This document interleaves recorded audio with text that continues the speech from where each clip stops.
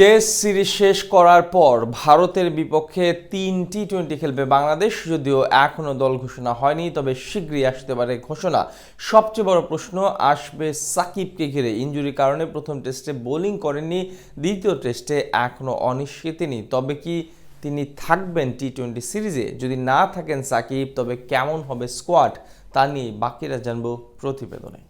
ভারতের বিপক্ষে প্রথম টেস্টের রেজাল্ট ছিল প্রত্যাশিত। যদিও বাংলাদেশ এরকমটা চায়নি, তবে এটাই হবার ছিল। এরকম শক্তিশালী দল যারা কিনা ঘরের মাঠে হারেনি এক যুগ ধরে, তাদেরকে সিরিজ হারানো তো আর বাংলাদেশের কাম্য নয়। দ্বিতীয় টেস্টে ফলাফল যাই হোক, সিরিজ হারবে না ভারত। এদিকে টেস্ট সিরিজ শেষ হবার পর থাকছে 3 টি-20 ম্যাচ, যেখানে গলিওয়েরে প্রথম ম্যাচ হবে 6 তারিখ, দ্বিতীয় ম্যাচ হবে 9 তারিখ, আর সিরিজের শেষ ম্যাচ হবে আগামী 12 তারিখ। প্রতিটা ম্যাচ অনুষ্ঠিত হবে বাংলাদেশ সময় সন্ধ্যা 7টা 30 মিনিটে। বাকি 2 ম্যাচ হবে দিল্লি আর হায়দ্রাবাদে। এই সিরিজের জন্য কেমন হবে বাংলাদেশের দল? যেহেতু বিশ্বকাপে ব্যর্থতা ছিল, তাই দলে আসতে পারে বেশ কিছু পরিবর্তন। তবে এবার কেমন হবে স্কোয়াড? বেশ কিছু ক্রিকেটার বাদ পড়বেন বিশ্বকাপ ব্যর্থতায়। সেই তালিকায় জাকির আলী অনেকের নাম থাকবে সবার উপরে। এক ম্যাচেও পারেননি ফিনিশারের দায়িত্ব পালন করতে। বাদ পড়া খেলোয়াড়দের মাঝে প্রথম নাম হবে তার। যদিও টেস্ট দলে রাখা হয়েছে তাকে, তবে এটা তার ভাগ্য নাও খুলতে পারে টি-20 দলে।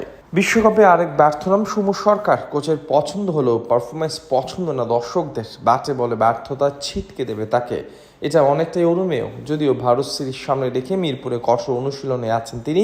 গত বিশ্বকাপে ছিলেন তানভীর ইসলাম। ভারতের বিপক্ষে নাও রাখা হতে পারে তাকে। ইনজুরির জন্য টেস্ট সিরিজের বাকি সময় সাকিবকে পাওয়া যাবে কিনা সেটা এখন বড় প্রশ্ন। পাওয়া গেলেও ভবিষ্যতের কথা বিবেচনা করে হয়তো টি-20 সিরিজে বিশ্রাম দেওয়া হতে পারে তাকে। সম্ভাব্য এসব ক্রিকেটার বাদ পড়বেন দল হতে। এদিকে বিশ্বকাপে বাজে করেছিলেন রিয়াদও।